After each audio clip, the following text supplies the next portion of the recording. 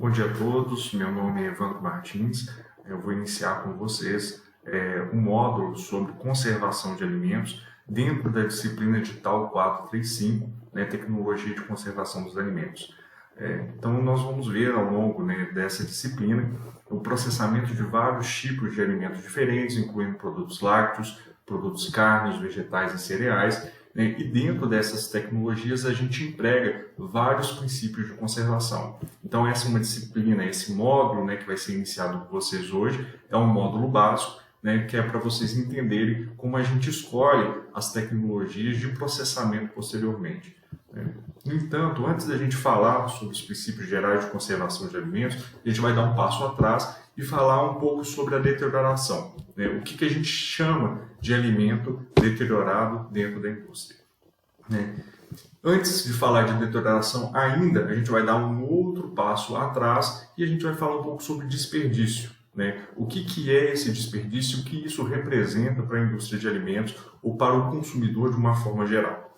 Então, dentro de um relatório que foi publicado em 2011 pela FAO, estima que um terço dos alimentos produzidos no mundo por ano, eles são descartados, simplesmente jogados fora, porque não apresentam condições ou não são consumidos, não apresentam condições de consumo ou simplesmente não são consumidos pelo consumidor final. Então isso representa praticamente 1,3 bilhões de toneladas de alimentos que são jogados fora. E ainda dentro de um outro relatório publicado pela FAO em 2016, nós temos aí em torno de 53 milhões de toneladas de carne bovina que são desperdiçadas por ano. Então, se a gente transformasse esses 53 milhões de toneladas em animais, isso significa que praticamente 75 milhões de bois ou vacas, eles são abatidos por nada. Então, a gente cria esses animais, eles crescem, tem toda a parte de alimentação, todos os gastos com pastagem, manejo, até chegar à fase adulta, os gastos associados com o abate, o transporte, o armazenamento, e no final a gente joga esses animais fora. Então esses números nos fazem repensar a importância do desperdício, tanto para o consumidor quanto também para a indústria.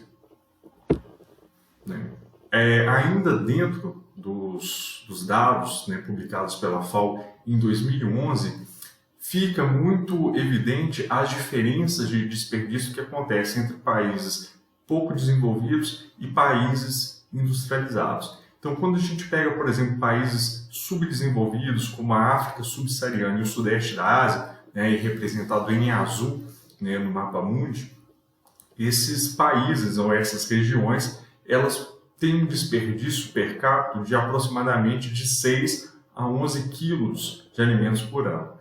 Já em países industrializados e mais desenvolvidos, como é o caso da Europa e dos Estados Unidos, representados aí para vocês numa cor laranja, esse desperdício por ano chega em torno de 95 a 115 quilos de alimentos desperdiçados por pessoa, por indivíduo. Então, se a gente for pegar esses países industrializados, pelo desperdício que é feito pelo consumidor nas suas casas, nós temos aí uma média de 222 milhões de toneladas de alimentos que são simplesmente descartados dentro das residências. Esse volume, essa quantidade de alimento que é descartado, que é jogado fora, é praticamente a produção anual de alimentos da África subsaariana. Então isso significa que os Estados Unidos ou a Europa, o que eles jogam fora dentro da residência deles, daria para alimentar praticamente toda a população da África subsaariana.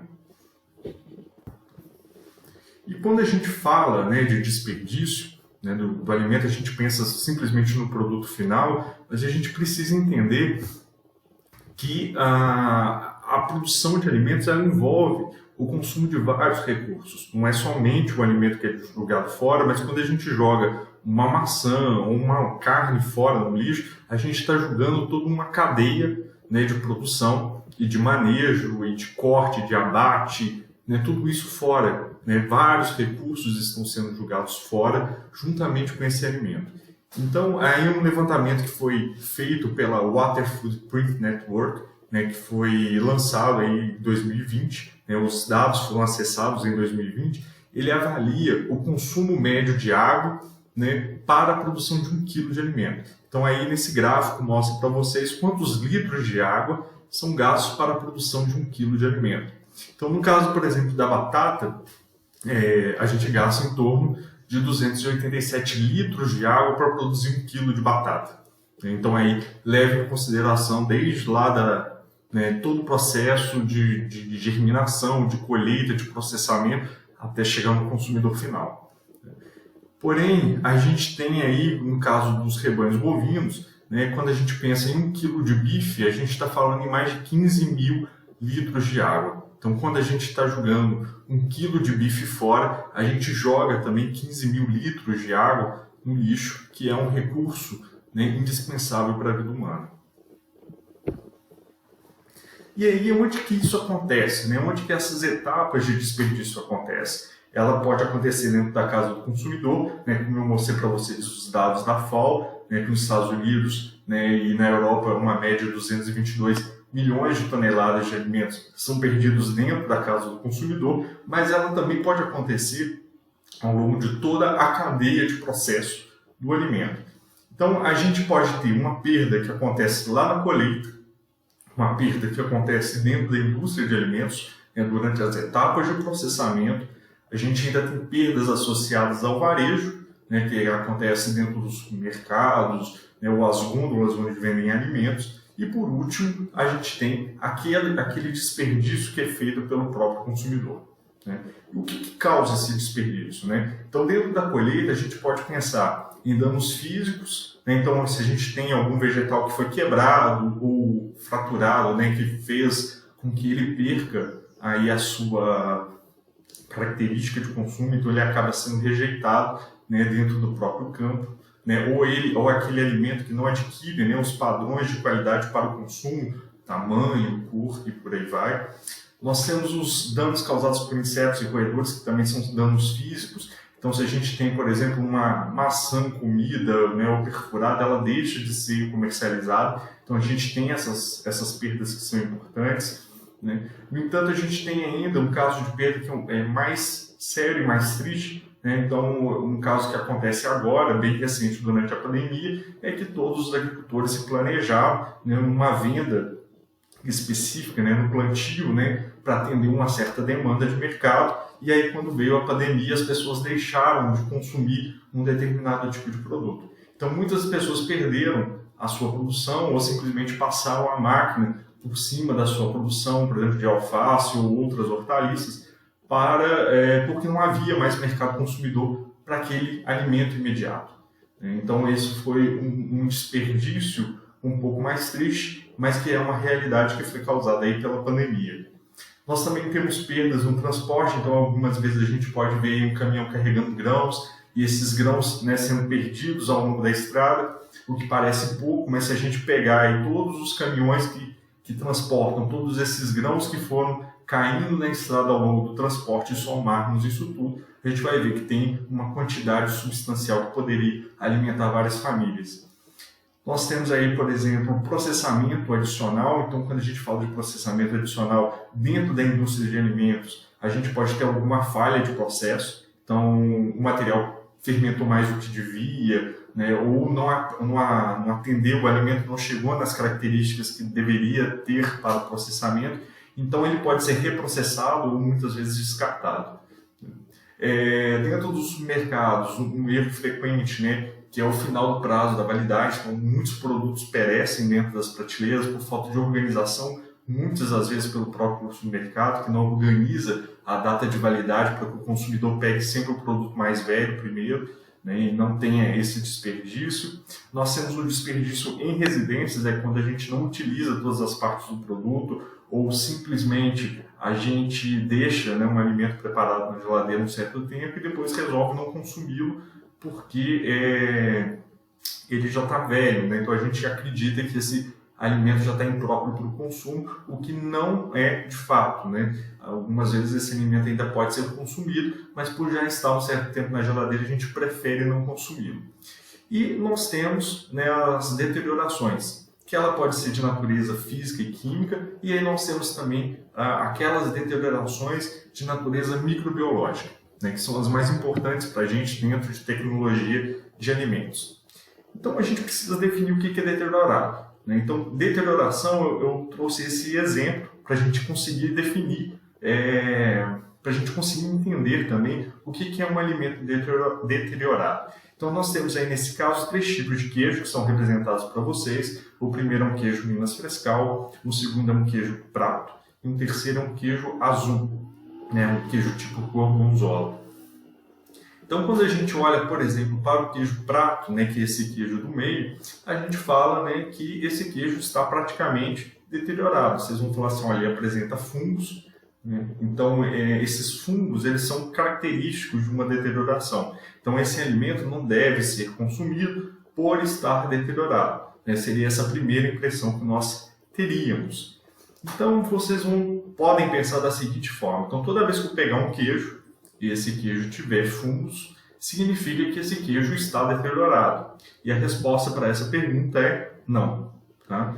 Por que é não? Quando a gente pensa no queijo azul, por exemplo, ele é tomado por fungos, né? Mas esses fungos eles foram adicionados de forma intencional, né? Então, aí nesse caso aí para vocês o queijo azul, a gente tem essas ranhuras, né? Essas fissuras ou veias, também descritas pela legislação como veias, que são característicos desse queijo, que são feitas de forma intencional.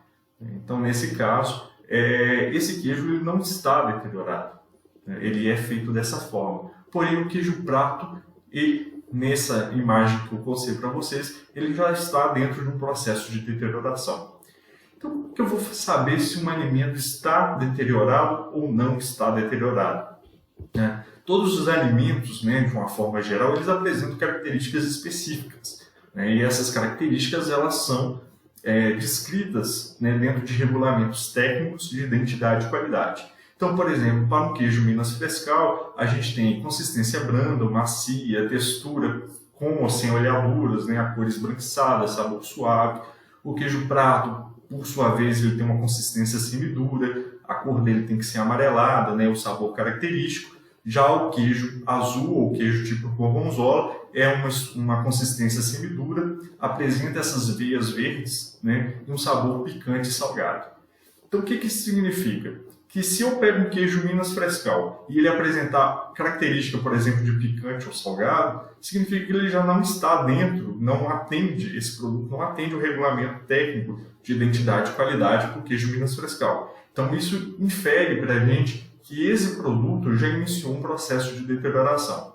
O mesmo acontece para o queijo prato. Se esse queijo ele não está amarelado, ele não tem a cor amarela característica, significa que algum processo de deterioração foi iniciado. Pode ser um processo físico, um processo químico, bioquímico ou ainda microbiológico. A gente precisa analisar para entender qual que é o estágio de deterioração desse alimento. Mas significa que ele já não tem mais as características que são descritas pelos regulamentos técnicos. Então a gente pode entender, né, deterioração, a gente pode definir deterioração como sendo qualquer mudança nas características sensoriais dos alimentos que os descaracterizem, né? Onde eles deixam de ter aquelas características que são descritas pelos regulamentos técnicos específicos. Okay?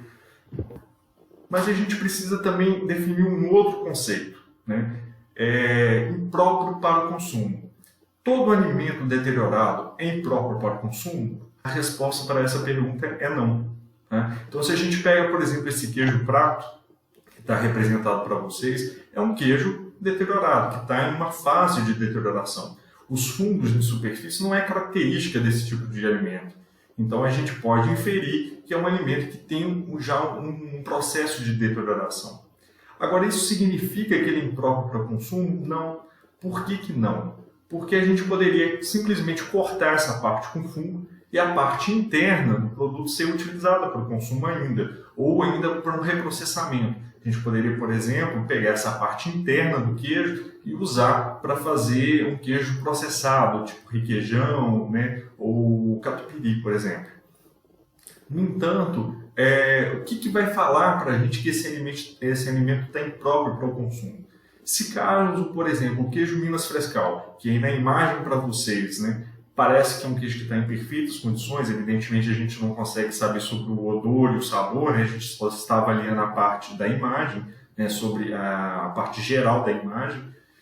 Então, esse queijo para a gente parece um alimento não deteriorado, mas ele pode ser impróprio para o consumo se ele tiver alguma substância ou algum micro-organismo nocivo à saúde do consumidor. Então, por exemplo, se nós fizermos a análise nesse queijo, né, e encontrarmos salmonela, né, todo o lote de queijo é impróprio para o consumo, apesar dele não estar, né, com características de deterioração. Então, é a gente está definindo, né, o que é deterioração, é quando a gente tem alteração das características sensoriais e impróprio para o consumo, quando esse alimento pode causar algum dano à saúde do consumidor. E as principais causas de deterioração, a gente tem algumas causas de natureza física, química ou bioquímica, né, dentro das características, né, mais físicas de deterioração, a gente tem perda ou ganho de umidade, por exemplo. Então, se a gente deixa um biscoito com a embalagem aberta, se ele ganha umidade, ele vai começar a amolecer. Então, isso é uma característica, isso descaracteriza, na verdade, o produto, né, o que é um início de deterioração. Nós temos aí dentro de causas químicas a oxidação e o escurecimento não enzimático. A oxidação principalmente acontece sobre lipídios e dá aquele cheiro ou sabor de ranço, né, que eles também falam como sabor de sabão em alimentos. Nós temos os escurecimentos enzimáticos, a coagulação e a germinação como alguns processos bioquímicos que levam também à deterioração. O escurecimento enzimático a gente pode associar, por exemplo, quando a gente corta a maçã ao meio, né, e deixa essa maçã exposta, a gente vê que depois de passado alguns minutos, a gente tem um escurecimento da superfície. Então esse escurecimento é causado por uma reação enzimática, né, que também é uma causa de deterioração.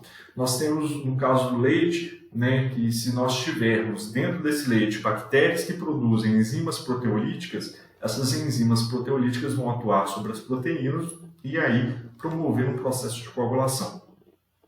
E por último, nós temos aí, muitas vezes a gente guarda vegetais em geladeira e acontece a germinação.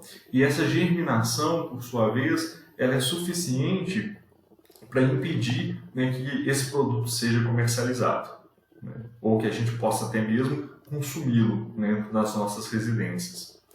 Por último, uma das causas mais frequentes, né, de deterioração e que é o grande foco, né, da indústria de alimentos, né, que a gente sempre está tentando evitar, seriam essas deteriorações de causa microbiológica.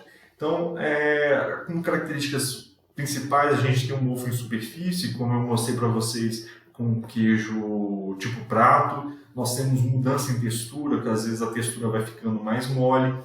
Nós temos o ranço, o estufamento de latas, né? A gente pode encontrar algumas latas estufadas e alguns queijos também com rachaduras internas por estufamento, sabor e odor desagradáveis, né? Coagulação, e aí nesse caso essa coagulação é diferente da anterior, né? A primeira é causada, a coagulação bioquímica que eu falei com vocês, é causada pela produção de enzimas proteolíticas. Nesse caso a coagulação do leite, por exemplo, é causada pelo crescimento das bactérias no leite, produzindo ácido, e esse ácido então faz com que as proteínas precipitem. Então é um processo mais microbiológico e não simplesmente um processo bioquímico. Nós também temos o limo, né, que seria a formação de substâncias com uma espécie de muco sobre a superfície de alimentos, e também a descoloração.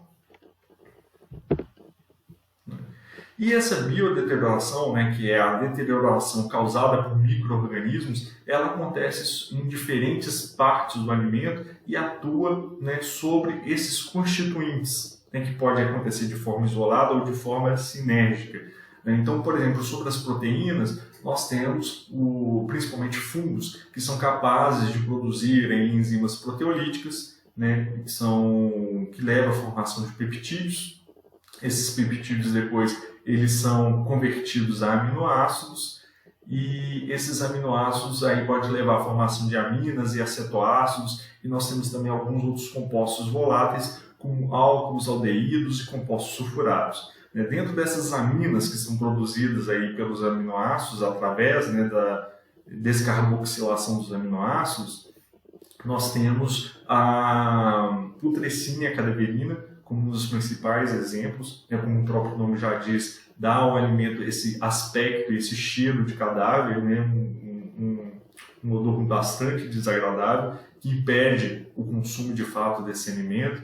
Dentro da parte de lipídios, nós temos então as degradações de lipídios que levam à formação de ácidos graxos, e aí, por sua vez, esses ácidos graxos eles são convertidos em metilcetonas, lactonas e aldeídos, e também tioéster, né, que são substâncias voláteis que causam, né, que dão esse cheiro característico de ranço ao produto. E por último, nós temos aí a degradação dos carboidratos. Né? Os carboidratos eles são a principal fonte de energia dos micro-organismos, então durante essa quebra dos carboidratos, né, que são polissacarídeos, nós temos a liberação desses monossacarídeos, que por sua vez entram em vias de produção de energia, que podem ser uma via fermentativa, né, onde a gente tem a produção principalmente de ácidos orgânicos, ou ainda uma via respiratória, onde a gente tem liberação, por exemplo, de CO2. No caso dos ácidos orgânicos, a liberação de ácidos orgânicos vai trazer alteração na estrutura do alimento e também no sabor.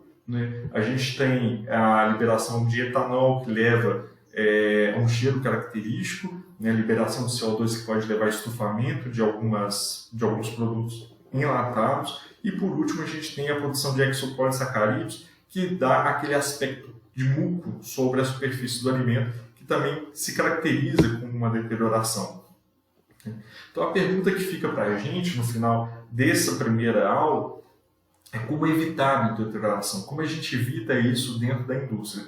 Então, para responder essa pergunta, a gente vai discutir dois outros parâmetros muito importantes dentro de alimentos, que são os fatores intrínsecos e extrínsecos. Então, dentro dessas próximas aulas, as videoaulas que vão ser gravadas, a gente vai falar sobre esses fatores, e a compreensão desses fatores vai nos permitir definir, estratégias para evitar a biodegradação de alimentos.